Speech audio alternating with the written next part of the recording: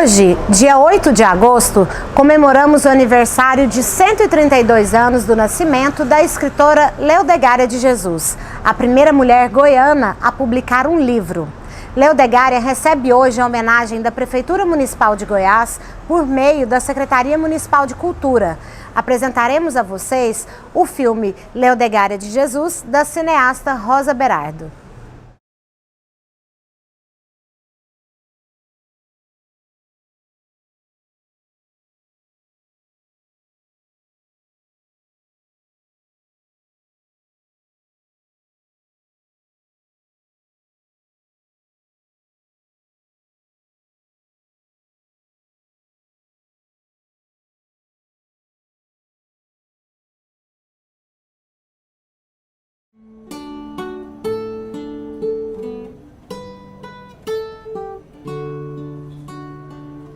Quando vivemos a sonhar amores, quando não temos a ilusão perdida, quando nossa alma não padece dores, morrer é triste, como é bela a vida.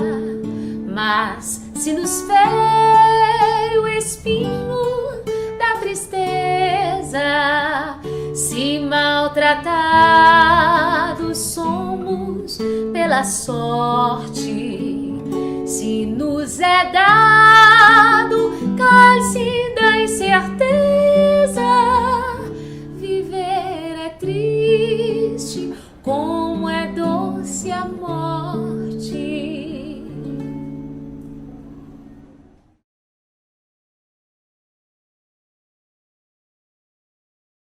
Leodegária de Jesus é uma fonte de inspiração para a comunidade negra e para as mulheres negras do Brasil e de todo o mundo, porque Leodegária de Jesus, ela não desistia. Era alguém que não cedia às pressões sociais, não cedia às pressões do mundo, né? Então, Leodegária de Jesus é um exemplo de resiliência, de resistência para toda a comunidade negra e para as mulheres negras, porque ela enfrentou a um só tempo o estigma de ser mulher e também o estigma de ser negra numa sociedade tão racista quanto era Goiás do início do século. Ela foi capaz de deixar um legado muito singular, muito importante, que faz com que nesse momento da história nós estejamos olhando para o passado, entendendo um pouco mais sobre ela, buscando desvelar mais informações, narrativas e memórias sobre a vida dessa mulher que é tão sui generis como a Leodegária Brasília de Jesus.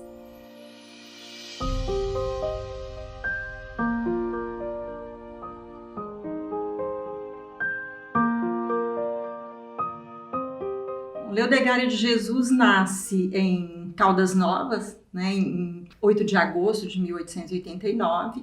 Esse nome não é casual, né, é uma sugestão do padre que a batizou, porque ela nasce no dia de São Leodegário. E São Leodegário foi santificado porque foi um padre que teve a sua língua toda retalhada. Isso é muito interessante, porque assim, ela nasce no dia, né, de um santo beatificado porque teve a língua retalhada. Depois eu fico olhando para as andanças dela. A família dela, os pais se encontram em Jaraguá, né? A família da mãe é de Traíras, e o pai está em Jaraguá. Eles se encontram ali, eles se casam ali, vão para Caldas Novas. Ela nasce em Caldas Novas. De Caldas Novas ela começa a sua própria trajetória de deslocamentos, que é sair dali, se mudar dali, e eles vão para Jataí, Rio Verde, vão deslocando. Ela já começa a sentir essa perda e ela expressa a dor da perda em poesia. Ela já começa muito novinha a escrever poesias e ela começa a expressar a dor dessas perdas em suas poesias. Coragem. Se é doloroso assim viver sozinho, se a saudade da pátria te lacera, se te magoam cardos do caminho, Mas quanta glória, sonhador, te espera! E quantos louros, coração de arminho, irão cingir-te a nobre fronte austera? Ó tu, que vives longe do carinho, alma feita de luz e primavera! Quando um dia voltares ao querido país natal, guardando esse tesouro que são as palmas loiras da vitória, verás então, poeta destemido, teu nome escrito em grandes letras d'ouro nas refulgentes páginas da história. Leodegária foi uma aluna brilhante. Ela foi uma pessoa brilhante e foi uma aluna brilhante. Teve professores particulares, o próprio pai foi um professor. Ela nasceu na casa da escola, ela cresceu dentro da escola, os pais eram professores. Depois ela fez o Colégio Santana, né, na cidade de Goiás. Eu fico pensando sobre a infância de Leodegária de Jesus, sendo a exceção no Colégio Santana, um corpo preto de uma menina, com poucos pares, e construindo ali o seu acesso a esse lugar tão importante que é o acesso ao letramento, a capacidade de poder ser entendida, lida como uma pessoa erudita. O sonho de Leodegária é entrar para a recém-criada Academia de Direito. Ela foi impedida.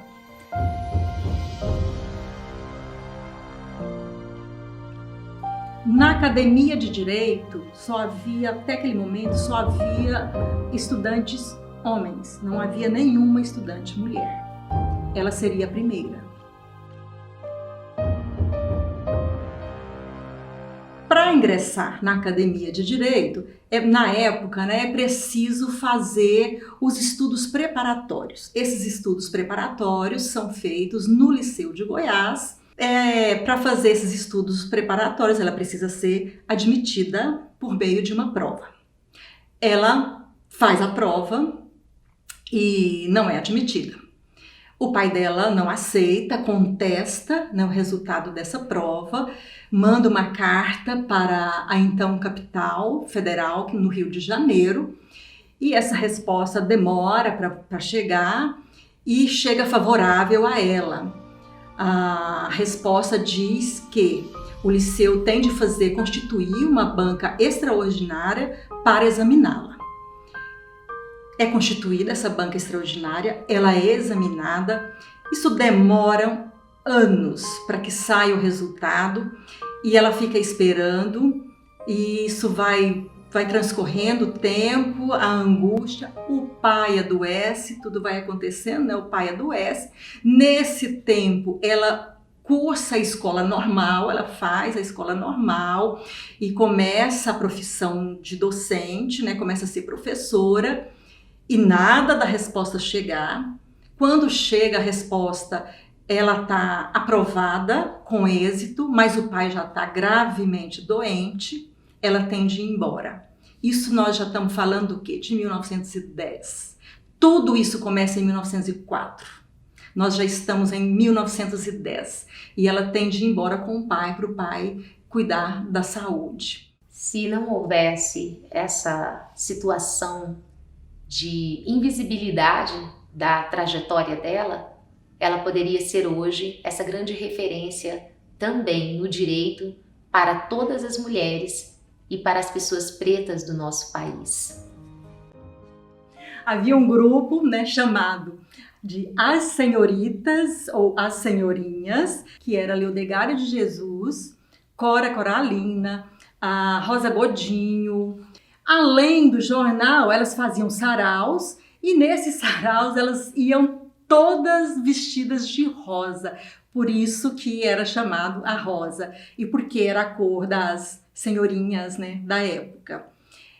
Esse jornal era para ser assim um induto para elas, uma forma de elas ficarem quietas no seu canto, porque era para ser um grêmio cultural, um prêmio de consolação para que essas moças ficassem fazendo ali, publicando receitas culinárias, receitas de bordado, coisas caseiras, E elas aproveitaram esse espaço e começaram a publicar muitas coisas transgressoras, muitas críticas, a exigir posicionamento dos políticos.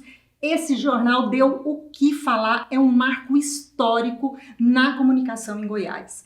Então, o jornal semanário A Rosa foi um marco que movimentou a cultura em Goiás, mas que promoveu política, uma política feita só por mulheres que se vestiam de rosa. Então, se vestir de rosa nos saraus, né, e ser chamada de senhoritas, as senhorinhas, não era se curvar e aceitar os mandos do patriarcado, mas era, olha só o que nós estamos fazendo e veja depois o que é que nós fazemos. Não quero o brilho, as sedas, a harmonia da sociedade dos salões pomposos, nem a falaz ventura fugidia desses festins do mundo tão ruidosos. Prefiro a calma solidão sombria, em que passo meus dias nebulosos. Sinto-me bem aqui, à sombra fria da saudade de tempos mais ditosos. Eu quero mesmo assim viver de lado das multidões, passar desconhecida, me alimentando de algum sonho amado. Nada mais quero e nada mais aspiro. Teu casto afeto que me doirá a vida, meus livros, minha mãe e meu retiro. Leodegária de Jesus é a primeira mulher, né, a publicar um livro de poemas em Goiás. Ela publica Coroa de Lírios em 1906. Publica o livro em maio e ela vai completar 17 anos em agosto, então ela publica ainda com 16 anos. Ela escreve, então, esse livro ainda uma menina, uma adolescente. Ela está vivendo o seu primeiro amor. Nessa idade, vivendo o seu primeiro amor, esses versos refletem muito, tanto a idade quanto a expressão de um primeiro amor nessa idade. Através desses olhares de aveludado dulçor, diviso negros pesares, leio um poema de dor. O amor para Leodegária de Jesus não foi dado na medida do desejo dela. Djalma era de uma família importante na cidade, rica, uma família rica, de elite, e um homem branco, de uma família branca. Ainda que se não se toque nesse assunto, Djalma era um homem branco e Leodegária uma mulher negra. Os versos de Coroa de Lírios, do primeiro ao último verso de Coroa de Lírios, há marcas desse amor profundo que ela sentiu. Ela ainda muito jovem, ele um pouco mais velho, as duas famílias em volta desse amor. Um corpo marcado pela cor, um corpo marcado pelos padrões da época e um corpo vigiado pelas duas famílias. Leodegária não pôde viver esse amor. Não lhe foi permitido.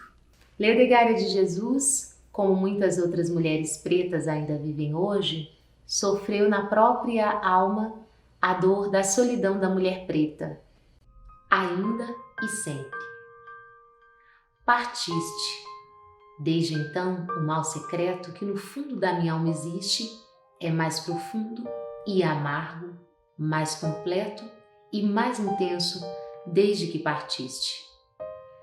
A vida é muito triste, como é triste. A vida aqui nesse ermo em que vegeto. Nem mesmo sei em que o prazer consiste, assim tão longe de ti, do teu afeto. E o tempo vai passando, o tempo corre. Mas em meu pobre coração não morre essa enorme saudade que me esmaga. Ontem, hoje, amanhã, agora e ainda. Sempre essa mesma dor que não se finda. Sempre o mesmo punhal na mesma chave. Maternidade e Leodegária. Leodegária escreveu textos muito bonitos, exaltando essa relação afetiva dela com a mãe dela. E escolheu ser mãe solo. Se hoje ainda é desafiador ser uma mãe solo preta, Imagine ela, ao tempo dela, escolhendo a adoção, tornando-se mãe por escolha. Como isso é poderoso e como isso é bonito. Mãe, a ti que és a melhor das mães, estas últimas gotas do orvalho de minha alma. Iluminando os ásperos abrolhos da perigosa estrada em que prossigo, sinto seguir-me como um astro amigo, a claridade augusta de seus olhos. Olha e perscrusta os íntimos refolhos de minha alma dorida. No perigo, não me abandona. Impávida comigo, da vida afronta os túrbidos escolhos. É meu amparo forte. Se padece meu frágil coração, ansiosa e triste, toda a sua alma cândida estremece. E os seus exemplos santos, mãe querida, dão-me esta força estranha que me assiste nas grandes lutas trágicas da vida. Leodegária adota uma filha já em Uberlândia. Eles se mudaram para Uberlândia para fazer o tratamento do pai, mas não resolveu. E ela adota essa menina chamada Dorinha. E Leodegária morre aos 89 anos, como uma guerreira, como uma grande mulher. Não era só uma mulher negra. Ela foi uma grande mulher negra.